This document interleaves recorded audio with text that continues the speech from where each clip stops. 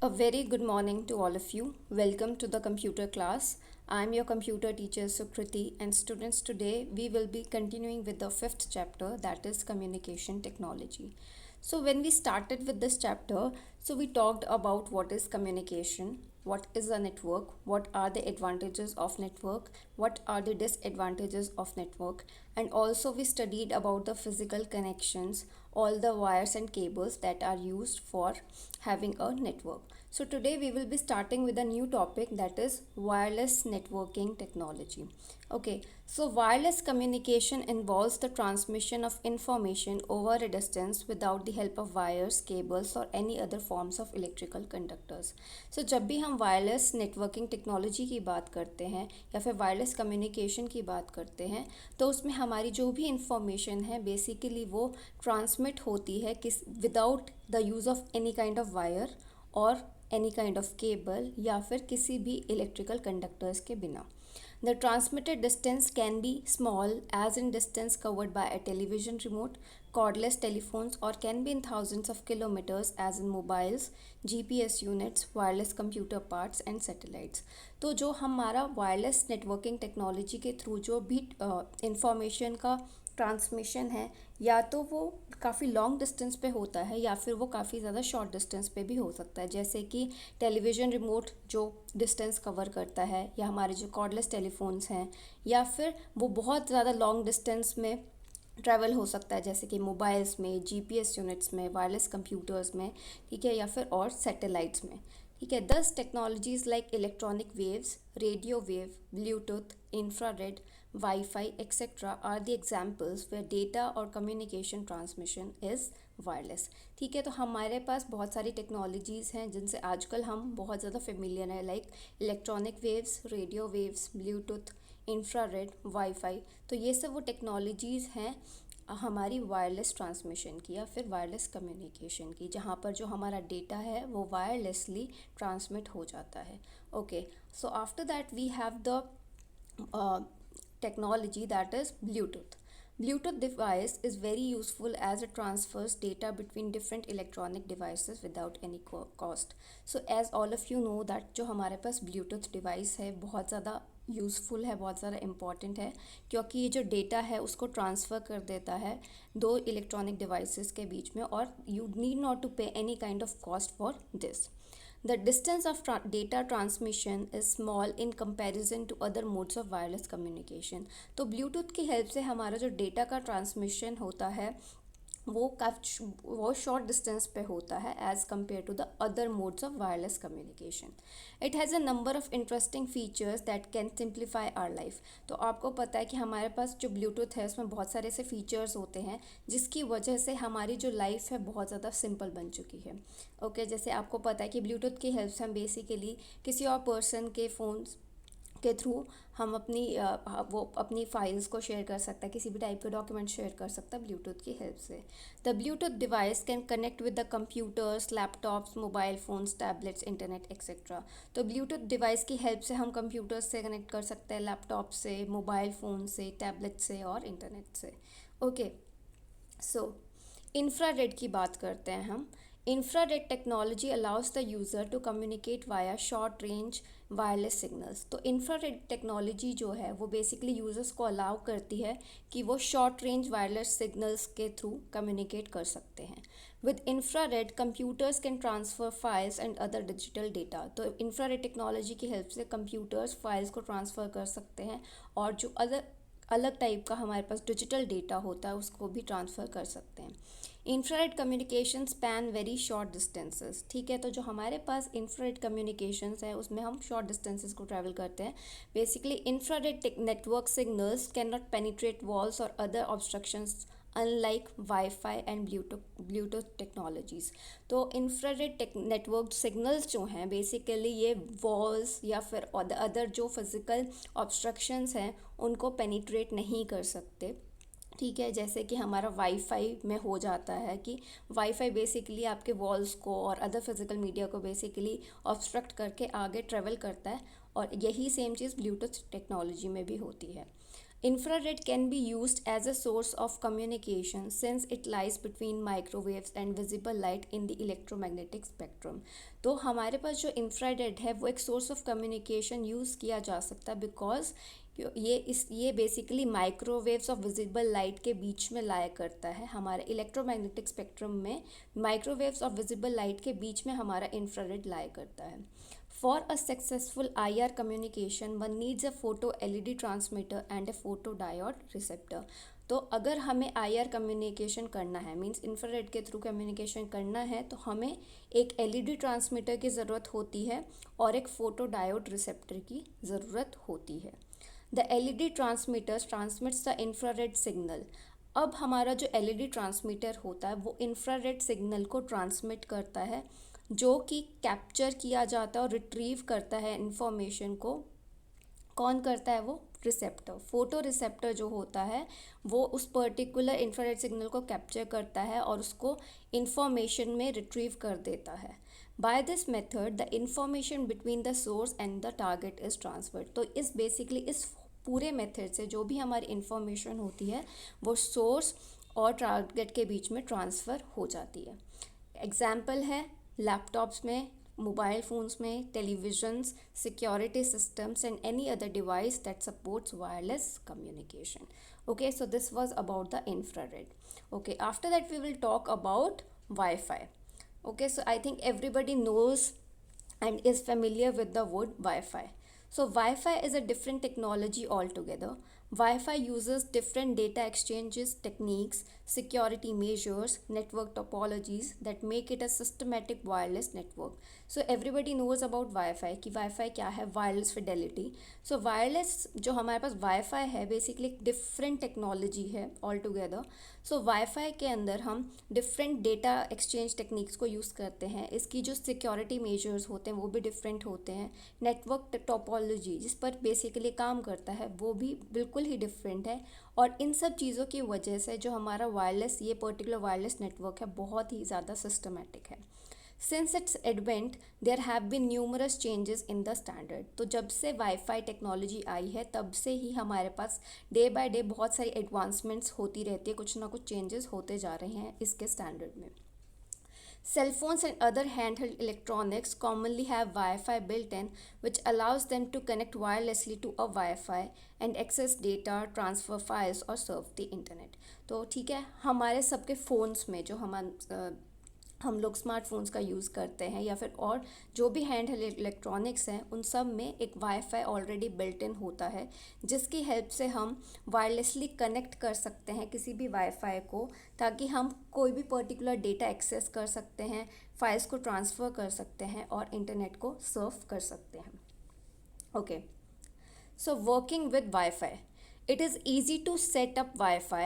The main computer acts as a server with a wireless network interface card which has a small antenna that broadcasts and receives Wi-Fi signals. तो Wi-Fi के साथ work करना बहुत easy है और Wi-Fi को setup करना भी बहुत ज़्यादा ईजी है. तो जो आपका मेन कंप्यूटर होता है वो एज अ सर्वर एक्ट करता है जिसके पास वायरलेस नेटवर्क इंटरफेस कार्ड होता है जिसके ऊपर हमारे पास एक स्मॉल एंटीना होता है जो कि वाईफाई सिग्नल्स को बेसिकली ब्रॉडकास्ट करता है और हमारे वाईफाई सिग्नल्स को रिसीव करता है. A router and switch manage traffic on the wifi network. तो हमारे पास एक राउटर होता है जो बेसिकली बताता है कि डेटा पैकेट्स किस तरीके से मूव होंगे और जो स्विच होता है बेसिकली ये ट्रैफिक को मैनेज करते हैं वाईफाई नेटवर्क के ऊपर. Everyday improvement is seen in the standard and version of wifi. ठीक है, तो आपको पता है कि डे बाय डे हमारी टेक्नोलॉजी इतनी एडवांस होती जा रही है तो वैसे ही वाईफाई के अंदर भी डे बाय डे बहुत सारे इम्प्रूवमेंट्स होते जा रहे हैं इसके स्टैंडर्ड में और इसके वर्जन्स में.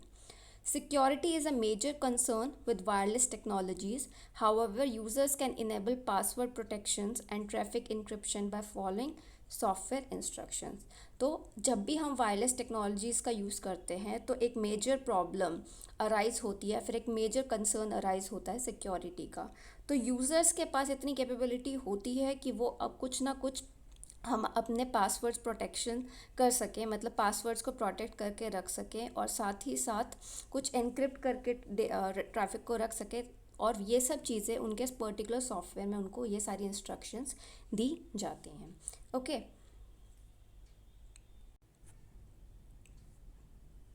So now we have electromagnetic waves. Data may be sent over further distances via either microwaves or radio waves. Microwaves have a higher bandwidth than radio waves and can thus send more data per second. So now here the topic is electromagnetic waves. तो electromagnetic waves के अंदर जो हमारा data है वो काफ़ी ज़्यादा long distances पर जा सकता है, ईदर थ्रू माइक्रोवेव्स और थ्रू रेडियो वेव्स. तो जो माइक्रोवेव्स होते हैं उनकी बैंडविड्थ काफ़ी ज़्यादा होती है as compare to the radio waves. That's why because of this higher bandwidth, so microwaves की हेल्प से हमारा जो डेटा होता है वो काफ़ी ज़्यादा फास्टर स्पीड में ट्रेवल करता है. ठीक है. Okay, after this we have radio waves. Radio waves on the other hand can travel long distances around the world as they are reflected by the earth's ionosphere. तो हमारे पास जो radio waves हैं वो काफ़ी लॉन्ग डिस्टेंसेस ट्रेवल कर सकते हैं around the world, क्योंकि ये बेसिकली हमारे अर्थ के आयोनोस्फेयर पे रिफ्लेक्ट करते हैं. Cables within a site will connect the computers in a WAN, but the sites will be connected to each other either directly by radio or microwaves और by the international telephone network. ठीक है. तो अगर suppose कीजिए कि अगर हमारे पास एक साइट में बहुत सारे कंप्यूटर्स हैं, तो वो सारे जो कंप्यूटर्स हैं वो आपस में वैन के थ्रू कनेक्टेड हैं, लेकिन जो वो पर्टिकुलर साइट्स हैं तो वहाँ पर उनकी जो कनेक्शन है, इंटरकनेक्टिविटी है, या तो वो रेडियो वेव्स के थ्रू होती है या फिर वो माइक्रोवेव्स के थ्रू होती है या फिर वो इंटरनेशनल टेलीफोन नेटवर्क के थ्रू होती है. So this was about electromagnetic waves and radio waves. After that we have one more topic that is asynchronous transfer mode. ATM is an emerging technology and has been designed for the international telecommunications industry. तो जो हमारे पास ATM है, asynchronous transfer mode है, basically एक बहुत emerging technology है, मतलब आगे चलकर ये बहुत ज़्यादा emerge होने वाली है, and it has been designed for the international telecommunications industry. It provides a way of linking a wide range of devices such as telephones and computers into one seamless network and removes the distinction between LANs and WANs. तो basically इस technology के help से हम बहुत सारे telephones को और computers को एक नेटवर्क पर रख पाएंगे और इससे जो हमारा बेसिकली लैन और वैन के बीच का जो गैप है वो भी रिमूव हो जाएगा. ATM is very fast with speeds up to several gigabits per second and is used for transmitting video as well as sound. तो asynchronous transfer mode जो है ये काफ़ी, एक तो पहली बात ये बहुत ज़्यादा emerging है और साथ साथ ये फास्ट भी है, और ये इतना ज़्यादा फास्ट है कि हम एक सेकेंड में काफ़ी ज़्यादा गीगाबिट्स ऑफ डेटा सेंड कर सकते हैं. So it speeds lies up to several gigabits per second and it can be used for transmitting video as well as sound. Okay. So after that we have network operating system. So netware is the operating system or software that is used in computers in a network. तो हमारे पास जो netware है एक ऐसा operating system है जो कि हम computers में use करते हैं network के लिए. The netware uses the at most two types of operating system in a network. One is used in a server. तो बेसिकली दो ऑपरेटिंग सिस्टम्स यूज़ किए जाते हैं. एक यूज़ किया जाता है सर्वर पर जैसे कि Windows NT, Microsoft Windows server 2003 etcetera, और दूसरा यूज़ किया जाता है हमारी क्लाइंट मशीन के ऊपर जैसे कि Windows 95, 98, MP, Windows XP, Windows Vista. ठीक है. तो हमारा जो बेसिकली नेटवर्क है ये इस टाइम पर दो ऑपरेटिंग सिस्टम्स यूज़ करता है, एक सर्वर पे यूज़ होता है और एक आपकी क्लाइंट मशीन के ऊपर यूज़ होता है. Now we have types of networks. So there are mainly three types of network depending upon the location and distance of computers. So this is a very famous topic. ठीक है. आपने previous classes में भी इस topic के regarding पढ़ा होगा. ठीक है. तो बेसिकली एक नेटवर्क ये उस चीज़ पर डिपेंड करता है कि हमारे जो कंप्यूटर्स हैं उनकी लोकेशन और डिस्टेंस आपस में कितना है. So first of all we have LAN. तो LAN stand for local area network.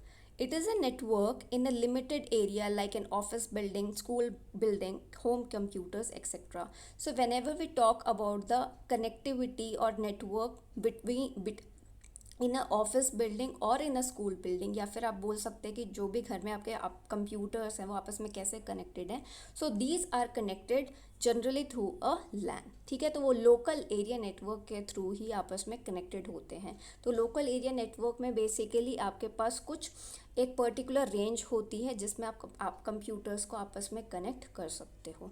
Okay, after that we have metropolitan area network. This network is use where the distance is more than a locality. ठीक है, तो basically लैन से अगर हम ऊपर चलते हैं, ठीक है, तो हमारे पास आ जाता है मेट्रोपॉलिटन एरिया नेटवर्क, और इसमें हमारा जो डिस्टेंस है एक लोकेलिटी से ज़्यादा होता है.